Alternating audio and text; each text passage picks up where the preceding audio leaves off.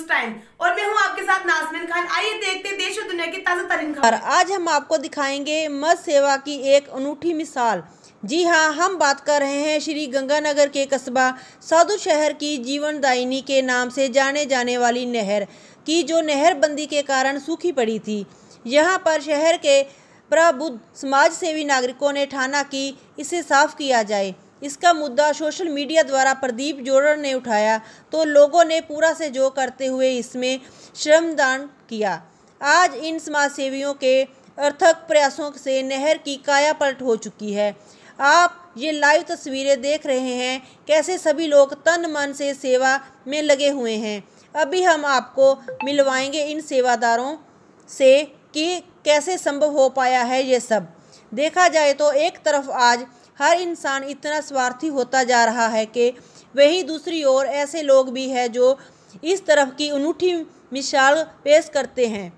खास बात यह है कि इनमें से कोई भी किसान नहीं है जो इस तरह के कठिन कार्यों को करने के आदी हो, जिन्होंने शायद कभी इस तरह के कठिन कार्य नहीं किए होंगे, लेकिन आज ये समाज सेवा का जज्बा लिए यहाँ लगे हुए हैं। हमारा चैनल इन समाज सेवियों को सल्यूट करता है और इनकी हर संभव मदद करने का विश्वास दिलाते हैं। आइए जानते हैं इनके ही मुखारबिन से हमारे संवाददाता की हुई विशेष बात। और नहर की इतनी शानदार सफाई की है तो उसके बारे में इनसे जानेंगे पूरा इनका परिचय लेते हुए। क्या नाम है सर आपका?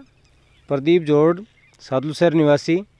हम लोग सुबह शाम यहाँ से घूमने जाते हैं तो जो पानी की सप्लाई बंद है और इससे नहर की तलहटी में जो धार्मिक अवशेष, मूर्तियाँ, चित्र और विभिन्न प्रकार की सामग्री, ईंट, इस तरह की जो मिट्टी के बर्तन, ये जो हमने देखे तो हमने इसकी तस्वीर जो है सोशल मीडिया पे वायरल की। तो जोड़ साहब, आपको ये प्रेरणा मिली कहाँ से? मतलब किसी ने आपको बताया या आपके दिमाग में ऑटोमेटिक आया, कैसे हुआ ये? नहीं, हमने खुद ने देखा है, हमें खुद महसूस हुआ कि हम इसी नहर का पानी पीते हैं और बीमारियों को आमंत्रित कर रहे हैं। सोशल मीडिया पे ये तस्वीर वायरल होने के बाद लोग जुड़ते गए और हमें उम्मीद से ज़्यादा लोगों के रिस्पॉन्स आया कि क्यों ना हम इसको साफ़ ही कर देते हैं। तो हमने पिछले संडे 11 तारीख को इस मुहिम को सुबह 6 बजे शुरू किया, जो शाम को 3 बजे तक चली और इसमें लोगों का अपार सहयोग, स्नेह और सहयोग मिला। उससे हमें बड़ी प्रेरणा मिली और आज 18 तारीख को हमने नेक्स्ट पुल पे ये सफाई का कार्य शुरू किया। पिछली बार से भी ज़्यादा लोगों का सहयोग और स्नेह हमें मिला और आज तस्वीर आपके सामने है कि हमने इसको बहुत अच्छे ढंग से साफ़ किया। अब बात यह है कि हमने तो साफ़ कर दिया है इसको, अब लोगों की जिम्मेदारी है कि चाहे नहर खाली हो या इसमें पानी सप्लाई हो, मूर्तियां हैं, चित्र हैं धार्मिक, या कोई चुनरी वगैरह है या कोई यज्ञ वगैरह करते हैं, हवन करते हैं, उसकी जो बची हुई सामग्री होती है उसको इस नहर में प्रवाहित न करें। उसका और जो भी ऑप्शन हो उसको चुनें और इस नहर की साफ़ सफाई को बनाए रखने में सहयोग करें। अन्यथा इतने सेवादारों द्वारा जो सेवा की गई है वो व्यर्थ चली जाएगी अगर लोगों ने उसी प्रवृत्ति को दोबारा जारी रखा। और ये हर घर में हर आदमी से हमारी अपील है कि वो खुद और अपने आसपास अपने मित्र मंडली को, अपने समाज को इस चीज़ के लिए प्रेरित करें कि नहर में किसी प्रकार का कचरा, अवशेष हमें नहीं डालना है और अगर कोई डाल रहा है तो उससे हमने आग्रह करना है कि कृपया इस चीज़ को आप नहर में ना डालें। इस कार्य का उद्देश्य तभी सफल होगा, अन्यथा ये कार्य व्यर्थ जाएगा, क्योंकि लोगों की प्रवृत्ति को हमने बदलना है। हमने ये जो सफाई अभियान शुरू किया है ये एक प्रतीकात्मक रूप से कार्य है। ना तो हम पूरी नहर की सफाई कर सकते हैं और ना ये सेवादार रोज़ जुड़ सकते हैं, इसलिए हमारा निवेदन है कि इसे प्रतीक मानते हुए आगे से भविष्य में कोई भी नागरिक किसी भी शहर का हो चाहे भले, वो अपनी नहर के इस प्रकार से उसको प्रदूषित ना करे। धन्यवाद। अभी हम लोग मिलते हैं बार संघ के अध्यक्ष श्री कृष्ण जी जाल्प से, जो कि हम सदैव समाज सेवी कार्यों के अंदर अग्रणी रहते हैं, हमेशा हर एक जगह पे ये पाए जाते हैं। आज ये इस नहर की सफाई के अंदर भी, इस चिलचिलाती धूप के अंदर और ये कोरोना की महामारी के दौरान जब लोग घरों में डूब के बैठे हैं, इसके बावजूद ये लोग अपने साथियों को लेकर के, उनको प्रेरित करके घर घर से उठा कर लाए हैं और आकर के इन्होंने ये इतना जो कार्य कर दिखाया है वाकई काबिल तारीफ़ है। तो मैं इनसे जानना चाहूँगा, इन्हीं के मुखारबिंद से, कि बताएं जाल्प साहब आप क्या कहना चाहते हैं इसके बारे में। जय सिया राम। सर्वप्रथम तो मैं सादुल शहर के युवा, जो जागरूक युवा है, उनको साधुवाद देना चाहूँगा। हमारे साथी रंजीत जी मनी हैं और प्रदीप जी झोरड़ है, दिनेश जी हैं, गोयल हैं और तमाम ऐसे साथी, जगतार सिंह जैसे जो नीम की ईंट रहते हैं, हर जगह ये हमारे साथ रहते हैं और ऐसा कार्य करते हैं जो दिखाई नहीं देता, लेकिन प्रत्यक्ष रूप से हम ये जानते हैं कि इनके बिना हमारी टीम अधूरी रहती है। मैं सादुल शहर की जनता को ये बताना चाहूँगा कि सादुल शहर की जीवनदायिनी जो ये नहर है, जिसका पानी हम पीते हैं, और आप मानोगे नहीं, आपने भी देखा होगा कि इतनी ज़्यादा प्रदूषित हो चुकी है ये, कि हम ये सोचते हैं कि इसका पानी हम कैसे पी रहे हैं। वाटर वर्क से पानी साफ़ ज़रूर होता होगा, लेकिन वह स्वच्छ नहीं हो सकता इस नहर को देखने के बाद। तो हमने ये प्रयास किया और एक मिलकर 11 बने, हमारे साथी जुड़ते चले गए और ये जो नहर हमने साफ़ की, ये हमारी ड्यूटी यूँ बनती है क्यों हम इसका पानी पी रहे हैं। लेकिन जहाँ तक नहरी विभाग का है और ग्राम के जो सरपंच हैं, ग्राम पंचायत है, जहाँ मेट चल रहे हैं, जहाँ ये नरेगा चल रही है, उसके तहत भी ये कार्य करवाए जा सकते हैं।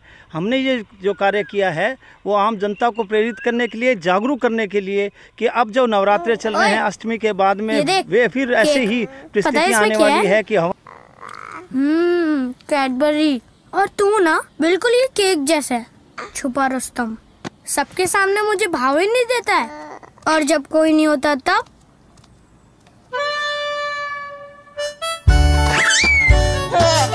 तो बहुत नॉटी होने वाला है।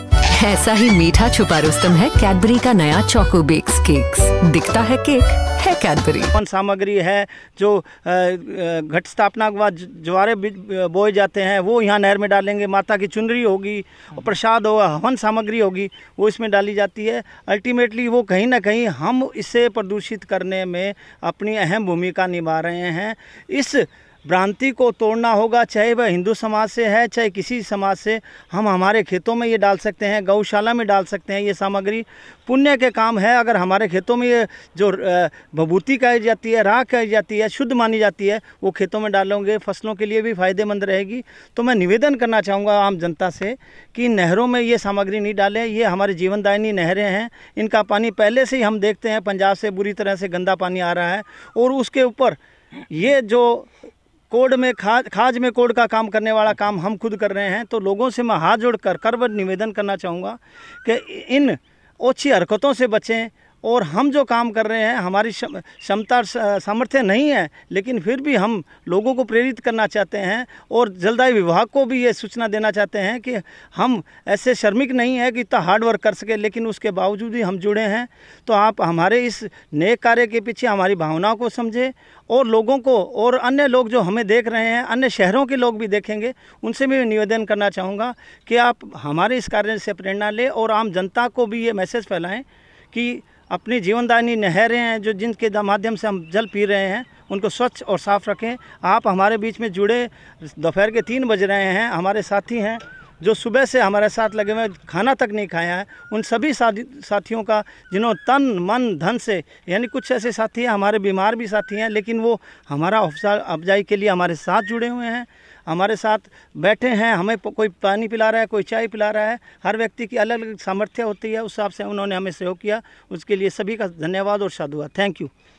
जाल्प साहब, एक और बताएं, आपका मास्टर प्लान के आगे का इसके बारे में क्या योजना है, या यहीं तक है, इसके आगे भी कुछ करना है? ऐसा है, हम तो केवल लोगों को एक प्रेरणा और सूचना देना चाहते हैं, इंडिकेशन देना चाहते हैं कि आप भी करना चाहें तो कर सकते हैं। हम आपके साथ हैं, हम आपको अगवा बन के हम आपको गाइडलाइन देंगे। हमें अब अनुभव है इस चीज़ का, किस तरह सफाई की जानी है, कर सकते हैं। इसी तरह हमारा वाटर वर्क्स है, वाटर वर्क्स की सफाई है, या शहर में कोई ऐसे मुद्दे हमें पता चलेगा कि वाकई हमें जाना चाहिए, उस जगह हमें देख कर और वहाँ की स्थितियों को समझ के हम, हमारा जो ये समूह है जो ग्रुप बना है उसका एकमात्र ध्येय ये है कि जैसी भी कोई समस्या आती है, जो हमारी जन समस्या है, जिनको हम खुद क्रिएट करते हैं, उसका सॉल्यूशन भी हम निकालेंगे, हम लोगों को प्रेरित करेंगे और हमसे जो बन पड़ेगा हम करेंगे। और बाकी साथियों से मैं निवेदन करूँगा हमारा साथ दें। उसकी थी नमी सावन की बहार, मलमल की थी नरमी, था सोने सा निखार। कभी थी ऐसी त्वचा, आज है हजारों सवाल। तुम्हारी त्वचा के निखार को चुराया है केमिकल्स और अननेचुरल। बरसों के अनुसंधान के बाद त्वचा की कुदरती सौंदर्य को बरकरार रखने के लिए हमने बनाए हैं Patanjali aloe vera gel, beauty cream, anti wrinkle cream, face pack and scrub, face wash, moisturising cream और बॉडी लोशन तथा बेशकीमती जड़ी बूटियों एवं 40% नारियल तेल व अन्य वेजिटेबल ऑयल से निर्मित पतंजलि हर्बल बाथ सोप।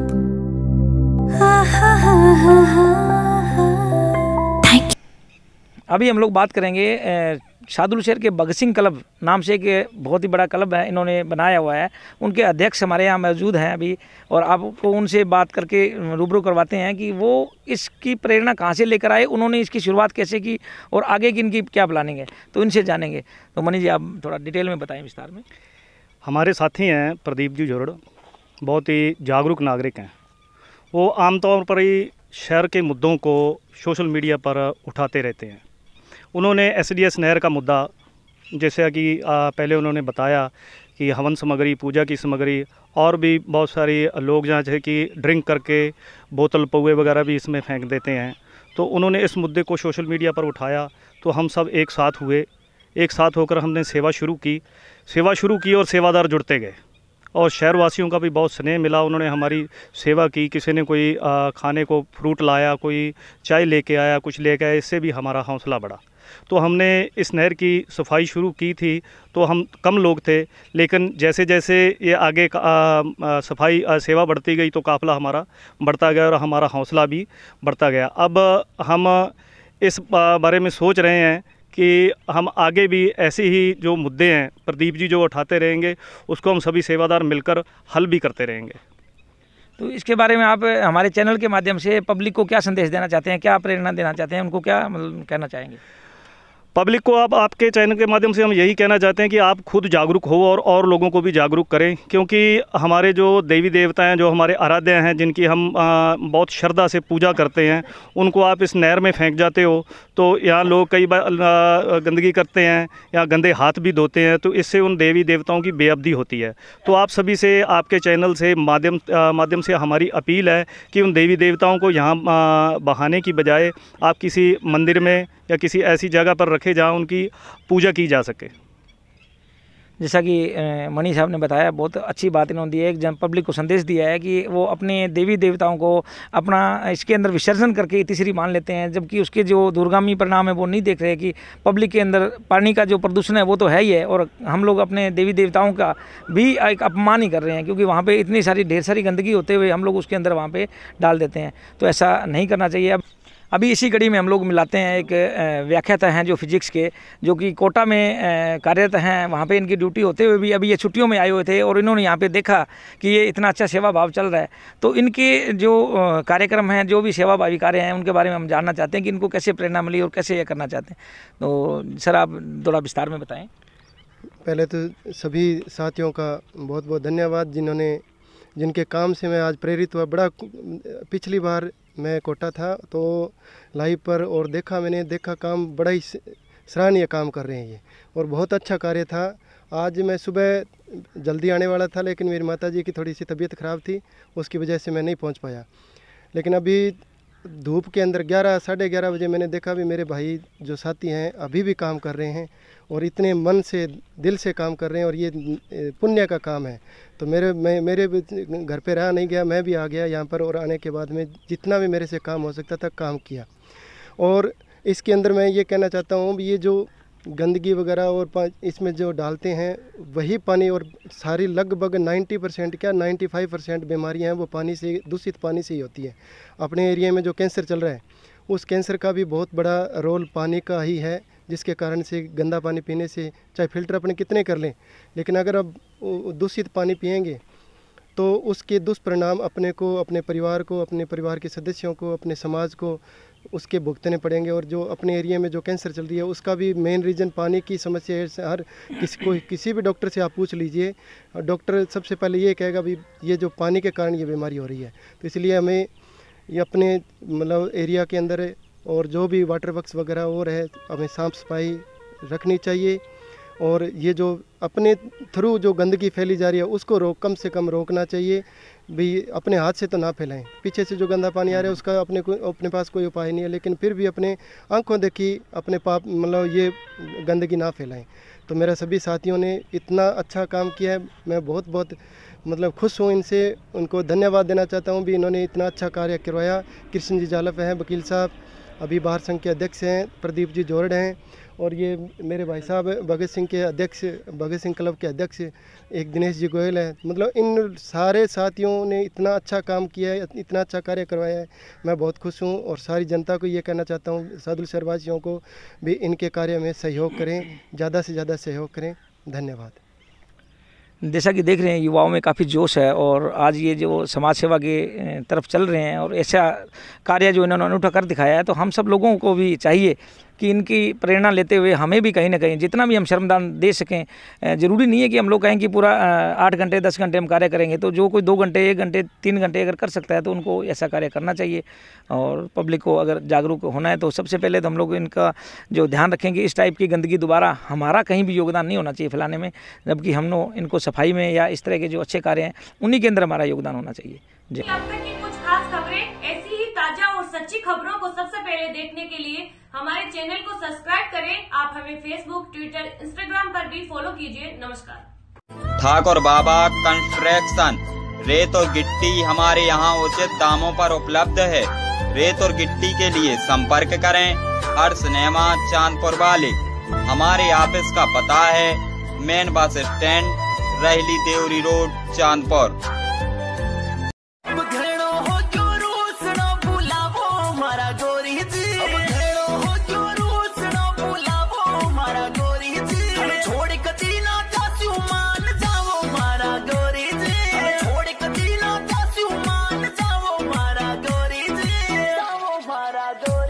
मैं